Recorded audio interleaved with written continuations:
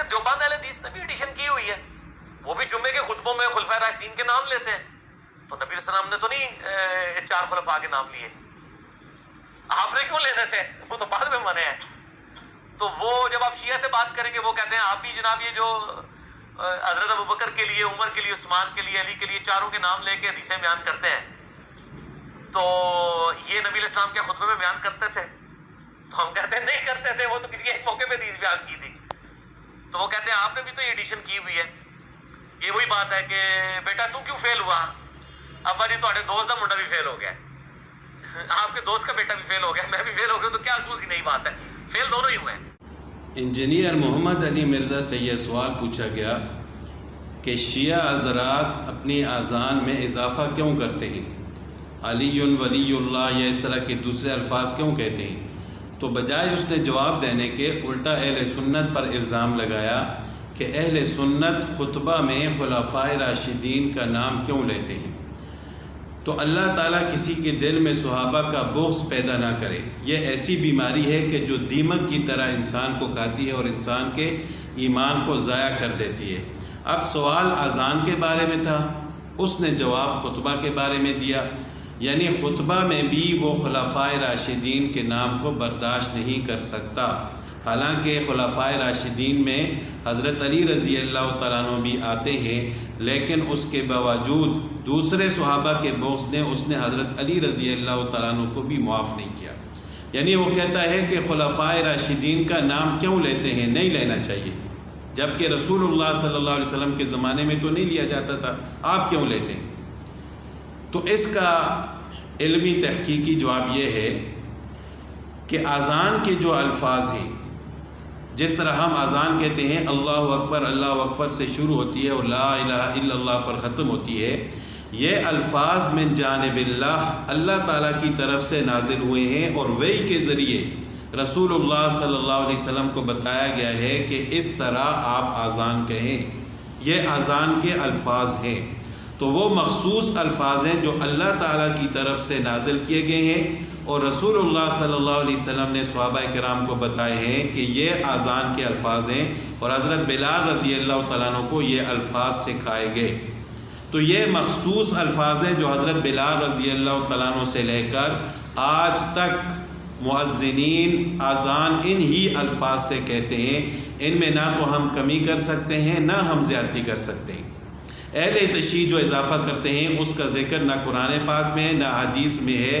کسی ذخیرہ حدیث میں ایک حدیث میں بھی اس کا ذکر نہیں ملتا کہ وہ الفاظ کسی جگہ پر بھی لکھے ہوئے ہوں. تو اذان کے الفاظ میں کسی قسم کا رد و بدل نہیں ہو سکتا. یہ اللہ تعالیٰ کی طرف سے نازل ہوئے اور رسول اللہ صلی اللہ علیہ وسلم نے یہی الفاظ صحابہ کرام کو سکھائے اور انہی الفاظ کے ساتھ آج تک اذان ہوتی رہی ہے. جبکہ خطبہ کا جو مسئلہ ہے، آپ صلی اللہ علیہ وسلم نے کوئی مخصوص الفاظ خطبہ کے لیے ارشاد نہیں فرمائے کہ یہ خطبہ کے الفاظ ہیں، یہی الفاظ قیامت تک آنے والے خطبہ میں پڑھیں گے. ایسی کوئی حدیث نہیں ہے. رسول اللہ صلی اللہ علیہ وسلم نے خطبہ کے کوئی مخصوص الفاظ بیان نہیں فرمائے، جبکہ آپ علیہ الصلوۃ والسلام کے بھی خطبہ کے ہر جمعہ کے خطبہ کے الفاظ مختلف ہوتے تھے، کیونکہ خطبہ میں وعظ و نصیحت ہوتی ہے. یعنی وعظ و نصیحت آپ کسی بھی موضوع کے مطابق کر سکتے ہیں. قرآن پاک کی کوئی بھی آیت پڑھ سکتے ہیں، کوئی بھی حدیث پڑھ سکتے ہیں.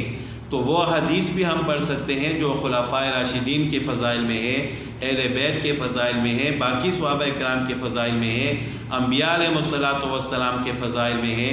تو ان احادیث کو بھی ہم خطبہ میں پڑھ سکتے ہیں، اور ایک ہی حدیث بار بار پڑھیں تب بھی درست ہے. اگر اگلے جمعے میں دوسری حدیث پڑھیں، دوسرا موضوع ہو اس کے مطابق حدیث پڑھیں تو تب بھی درست ہے. تو آج بھی دنیا میں، پوری دنیا میں جمعہ کا خطبہ ہوتا ہے، لیکن کہیں بھی ایسا نہیں ہوتا کہ ایک ہی الفاظ ایک ہی موضوع کے ساتھ اور انہی الفاظ کے ساتھ پوری دنیا میں خطبہ ہوتا ہو، بلکہ تمام ممالک میں، بلکہ ہر مسجد کا خطبہ الگ ہوتا ہے. اگر کسی ملک میں خطبہ لکھا ہوا ملتا ہے خطباء کو، تو پھر بھی آئندہ جمعے میں وہ خطبہ نہیں ہوتا، اس سے مختلف ہوتا ہے. تو خطبہ میں تو ہم کوئی بھی آیت پڑھ سکتے ہیں، کوئی بھی حدیث پڑھ سکتے ہیں. تو خلفائے راشدین کے فضائل والی حدیث کیوں نہیں پڑھ سکتے؟ جبکہ اذان کا معاملہ اس کے برعکس ہے. اذان میں واعظ و نصیحت نہیں ہوتی، اذان میں دعوت ہوتی ہے، نماز کی طرف بلایا جاتا ہے، اور وہ مخصوص الفاظ ہیں جو اللہ تعالیٰ نے پسند فرمائے، رسول اللہ صلی اللہ علیہ وسلم کو سکھلائے، پھر رسول اللہ صلی اللہ علیہ وسلم نے صحابہ کرام کو سکھائے۔ اب اذان کے بارے میں جو حدیث ہے، یہ حدیث ابو داؤد شریف میں بھی ہے، ترمذی شریف میں بھی ہے، اور مشکات شریف کی حدیث نمبر 599۔ اس حدیث میں حضرت عبداللہ بن زید بن عبد ربی رضی اللہ تعالیٰ عنہ فرماتے ہیں کہ ایک دفعہ میں نے خواب میں دیکھا کہ میں نے ایک شخص کے پاس ناقوس تھا، تو میں نے اس سے کہا کہ یہ ناقوس مجھ پر فروخت کر لو، تو اس نے کہا کہ اس کو کیا کرو گے؟ میں نے کہا کہ اس کے ذریعے لوگوں کو نماز کے لیے بلاؤں گا۔ تو اس شخص نے کہا کہ میں اس سے بہتر چیز آپ کو بتاتا ہوں، اس کے ذریعے لوگوں کو نماز کی طرف بلاؤ۔ اور پھر اس نے یہ الفاظ بتائے کہ اللہ اکبر 4 دفعہ کہو، پھر اشہد ان لا الہ الا اللہ یہ 2 دفعہ کہو، پھر اشہد ان محمد رسول اللہ یہ 2 دفعہ کہو، حی علی الصلاۃ 2 دفعہ، پھر حی علی الفلاح 2 دفعہ، پھر اللہ اکبر 2 دفعہ، اور لا الہ الا اللہ۔ یہ پوری اذان خواب میں اس شخص نے ان کو بتائی۔ تو فرماتے ہیں کہ جب صبح ہوئی میں نے اس خواب کا ذکر رسول اللہ صلی اللہ علیہ وسلم سے فرمایا، تو آپ صلی اللہ علیہ وسلم نے فرمایا کہ یہ خواب حق ہے، یہ خواب حق ہے، یہ اذان کے الفاظ سچے ہیں، یہ اللہ تعالیٰ کی طرف سے ہیں۔ اور حضرت عبداللہ بن زید بن عبد ربی رضی اللہ تعالیٰ عنہ سے فرمایا کہ آپ یہی الفاظ حضرت بلال رضی اللہ تعالیٰ عنہ کو بتاتے جاؤ، اور وہ اذان کہتے رہیں، اذان کہتے جائیں، کیونکہ ان کی آواز زیادہ بلند ہے، تو وہ لوگوں کو ان الفاظ کے ذریعے نماز کی طرف بلائیں گے۔ تو حضرت عبداللہ بن زید بن عبد ربی رضی اللہ تعالیٰ عنہ فرماتے ہیں کہ وہی الفاظ میں حضرت بلال رضی اللہ تعالیٰ عنہ کو بتاتا گیا، اور ان الفاظ کے ساتھ وہ اذان کہتے رہے۔ تو یہ آپ صلی اللہ علیہ وسلم کے زمانے سے وہی اذان آج تک ہوتی آتی ہے۔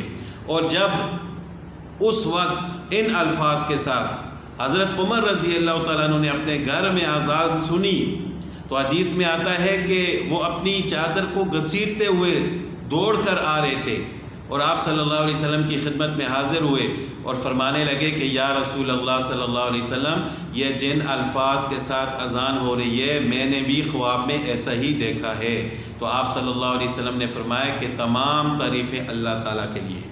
تو یہ اذان کے الفاظ اللہ تعالیٰ کی طرف سے تھے، آپ صلی اللہ علیہ وسلم نے ان کی تصدیق فرمائی، اور اس وقت سے آج تک یہی اذان کے الفاظ ہیں۔